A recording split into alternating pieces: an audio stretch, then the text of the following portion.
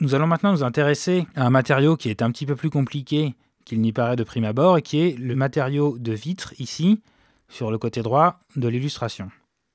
En effet, nous pourrions nous dire que nous allons faire comme sur la table basse, ajouter un simple shader de type glace et le tour est joué. La lumière passera au travers de ce shader et éclairera la scène. Malheureusement, avec Cycles, c'est un petit peu plus compliqué que cela, car si nous faisons cela, et nous pouvons le faire, simplement notre scène, notre rendu sera extrêmement bruité et extrêmement long à rendre. La majorité de la lumière ne passera pas au travers de cette vitre, et du coup, nous aurons une image très sombre et très bruitée, difficilement exploitable et difficilement rendable. Nous allons donc ruser un petit peu et mélanger deux shaders, le shader glace que nous allons quand même utiliser car il nous donne de belles réflexions. Comme nous voyons ici, nous avons une réflexion du tableau dans la vitre qui est vraiment très jolie, très intéressante. Et nous allons utiliser un shader transparente qui est très basique et qui permet lui tout simplement de laisser passer la lumière comme s'il n'y avait pas de surface. Nous allons donc dans Blender. Nous rouvrons là où nous l'avions laissé, à l'étape 23, en vue globale.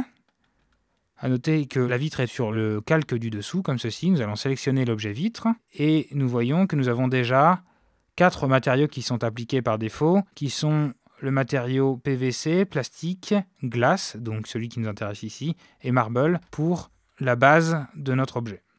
Ici, nous allons sélectionner le matériau glace et cliquer sur le bouton Use Nodes. Nous avons alors ici l'arbre nodal qui apparaît dans notre éditeur de nœuds. Je vais mettre en vue locale ici. Pour l'instant, si je fais un Shift Z pour passer en mode Rendered, nous avons ceci, c'est-à-dire que pour l'instant, notre shader de vitre n'existe pas. C'est un shader complètement opaque, tout simplement un shader diffuse. Si je mets un shader de type glace, je supprime ce shader et je fais Shift A, shader, glace. J'ai alors un matériau réaliste et on peut voir l'effet dont nous parlions dans l'introduction, qui est que la lumière, malgré le fait que ce shader soit complètement transparent, la lumière ne passe pas bien au travers et nous avons un assombrissement de la lumière. Ici, il n'y a rien derrière la vitre et pourtant, l'extérieur est rendu gris alors qu'il est complètement blanc. Pour éviter cela, nous allons mixer notre shader glace ici avec un shader transparente. Nous faisons donc Shift A, Add, transparente. Et nous mixons ces deux shaders, ici avec un Mix Shader, comme ceci. Nous voyons alors déjà que notre vitre est plus claire. Nous assurons ici que le shader est bien blanc. Cela voudra dire que le shader est complètement transparent.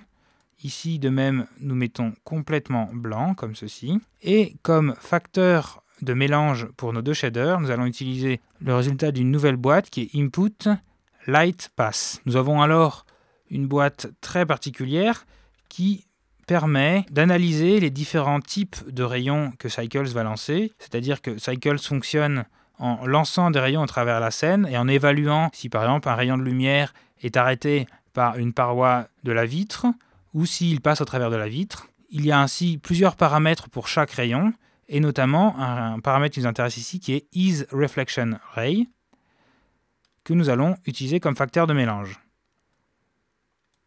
Si nous retraçons le fonctionnement de cet arbre nodal, nous avons donc ici une évaluation de chaque rayon de lumière envoyé par Cycles. Cycles regarde s'il y a une réflexion dans la vitre à l'endroit où le rayon est tombé. Si c'est le cas, alors nous utilisons la valeur de glace BSDF pour avoir la réflexion. Par contre, si ce n'est pas le cas, nous utilisons la valeur du transparente BSDF. L'avantage de cette technique est que du coup, dès qu'il n'y a pas de réflexion dans la vitre, le rayon passe directement à travers et le rendu est extrêmement accéléré. Les autres shaders de la vitre, nous n'allons pas les toucher. Nous allons laisser le PVC complètement blanc en diffuse. Nous pouvons simplement cliquer sur Use Node pour le PVC et le plastique, comme nous le faisons ici. Ici, nous avons deux matériaux de base qui nous conviennent parfaitement. Nous pouvons sauvegarder notre travail en faisant un Save As, étape 24. Et nous avons réalisé notre shader de glace optimisé pour le rendu des éléments architecturaux.